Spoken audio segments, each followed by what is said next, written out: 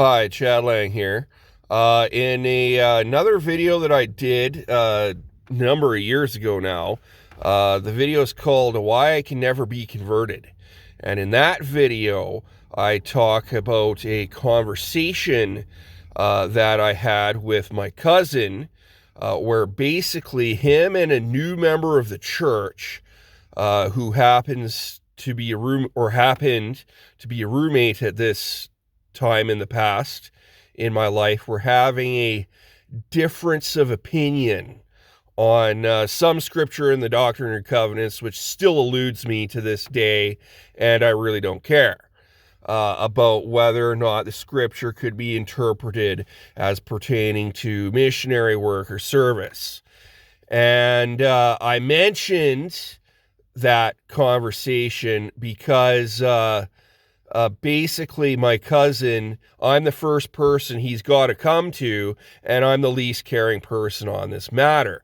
And the reason why I'm bringing it up is not to single him out or anything. I'm using this as an overarching example of a problem that I see among many church members, and that's the point of this video that I want to get into, is that many church members are so glued into the church, they're so glued into the doctrine and the rhetoric and the social dynamics and everything else about it, that they seem to have this inability to realize or comprehend that they're surrounded by people who don't see eye to eye with them on life in the world. And this is a huge thing that I see, is that this concept just for whatever reason eludes them. And I want to get more into that in this video, because this conversation that I'm talking about, I only revealed the crux of it. There's actually more that can be extrapolated from here. So this person who's having this disagreement with my cousin is a new member of the church. He comes from a different evangelical background, and that's important. Why is that important? Because people from different evangelical backgrounds have a different point of view on what it takes to gain salvation in Jesus Christ. And this is going to come up. So they're having this disagreement in institute, and my cousin's basically complaining about it. And he says, this guy doesn't like Nephi. Like, how can you not like Nephi? Because in his Mormon mind, Nephi is a great hero from the Book of Mormon. And the lessons that are taught, he was the first main character in the book. The lessons that are taught surrounding him are crucial, they're critical to a Mormon understanding of the gospel of Jesus Christ. How can you not like this wonderful hero? And in the Book of Mormon, Nephi is basically this one-dimensional comic book character, Mr. Captain Obedience. I will go and do the thing the Lord commands. And that's basically what you get out of him.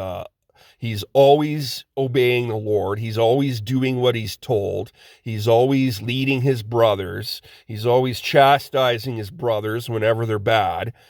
And he's always worried about his brother's salvation when they're singing and dancing and talking in all manner of rudeness and things like that. So how can you not like Nephi? Well, because he comes from a different evangelical background. And for me, it's just that simple. It's just that simple for me to realize that this person comes from a different background in Christianity and has different ideas about what it takes to gain salvation. I've investigated some of those ideas in my apostasy and trying to deconstruct Mormonism.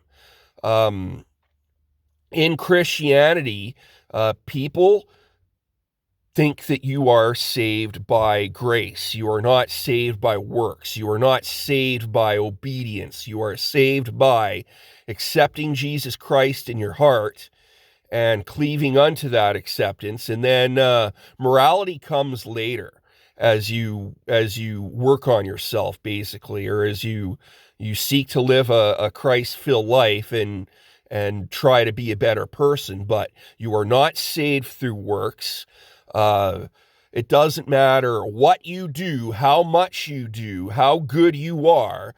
You can never meet God's holy standard of yourself, and because of the fall of Adam. And only by acceptance of Jesus Christ can Jesus Christ's atonement fill us in order to make us whole and acceptable in God's eyes. That's the background that this person comes from. And I find that Mormons often cherry pick from the New Testament. They don't really believe in it because of this salvation through works, or only after we are saved, or only after all we can do are we saved, which is what it says in the Book of Mormon. And I honestly don't care because I'm agnostic and I'm not very religious, and I don't give a flying rat's rear end. So that's probably enough for my cousin to be like, you know, that's the way I feel about it.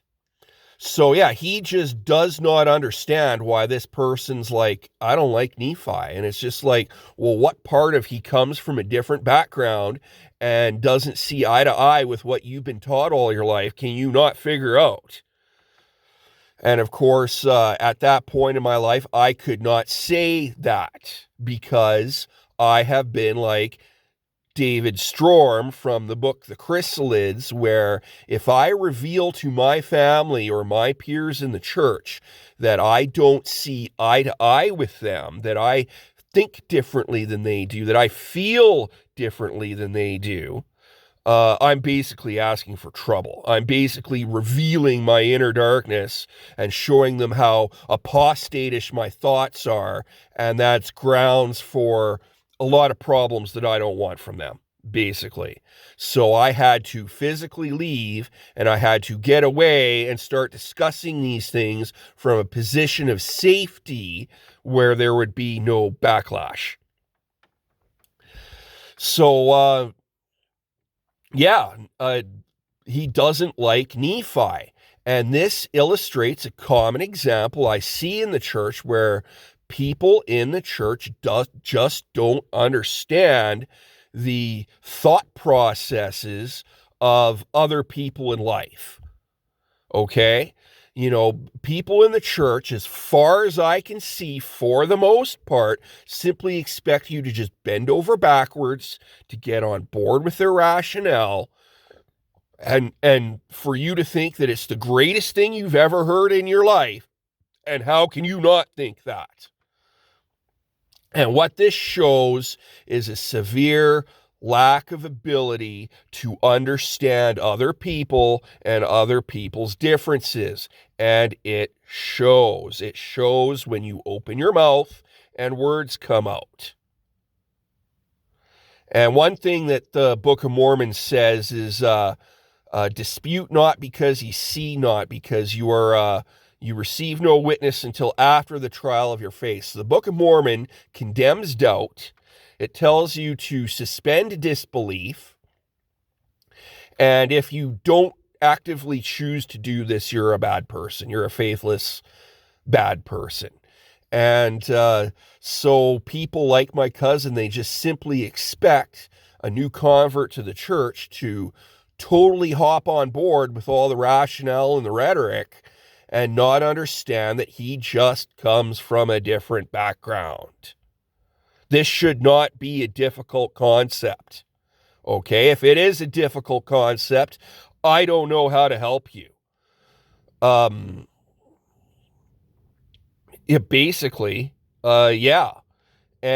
I find this attitude among members of the church where they're completely oblivious from understanding that, you know what, most of the world doesn't see eye to eye with you.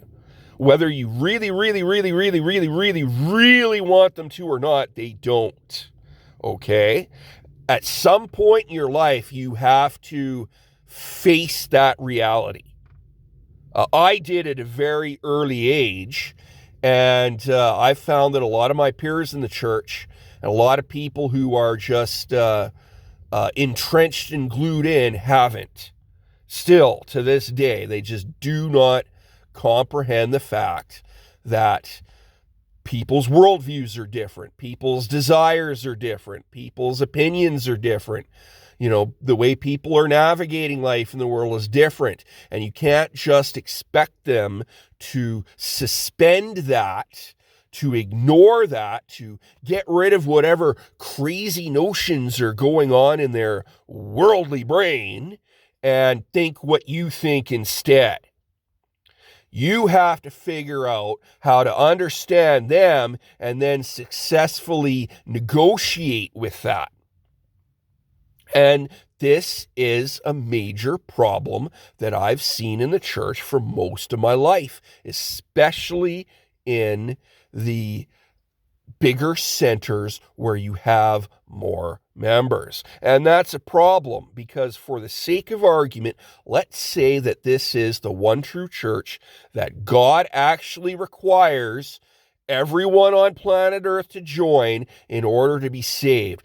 If the bigger the church gets, the more ignorant the people become, and the more Pharisee-like they act, that's a problem. Okay? That is a major problem. And obviously, I'm not the one to point it out. I'm not the one to say, hey, look, guys, this shouldn't be a difficult concept, because apparently I'm the worst person ever if I do. I'm the faithless piece of human garbage myself. If I'm not on board with everything my cousin thinks, or everything my dad wants me to think, or everything that members of the church expect me to think, simply because they have successfully guilt-tripped me and emotionally leveraged me into coming back to church. Once they get wind of the fact that I don't agree, that I don't see eye to eye, that I don't have all things in common with them as far as their worldview goes and their gospel opinions goes, that's a major problem for them. Now I'm an advocate of the Antichrist. Now I'm a servant to the devil. Now, I'm not going to heaven myself because I'm not converted enough. And they don't understand me. Well, you know what, you guys? Figure it out. If you can't comprehend in your noggins that there are people who are different and who don't see eye to eye with you, that's called being small-minded. Okay? You're an idiot. I can't help you. And the fact of the matter is that I will never see eye to eye with you on life in the world. It's just flat out not going to happen. If that is your demand of me, or you're afraid that I'm not going to go to heaven, and you're afraid that I'm making an absolute mess of my life because I don't see eye to eye with what you want me to think, I am telling you that you need to understand deep in your heart that it will never happen. I will never agree with you. And if you can't seek to try to understand what those differences are, if you just seek to not comprehend and to accuse and to fault my moral character for it, you're never going to get anywhere with me. There's the ultimate news flash. And the fact of the matter is that you haven't figured this out after 40 some odd years is a real problem. Okay? This should not be a difficult concept. And the fact that it is speaks volumes to your ability to comprehend life in the world around you. And you may think that's very insulting, but you know what? That's the truth. So I thought I was going to say more on this subject. I'm just kind of winging it here. There was probably some other things that got mentioned, but yeah, that's the crux of it. So I think I'm just going to sign off.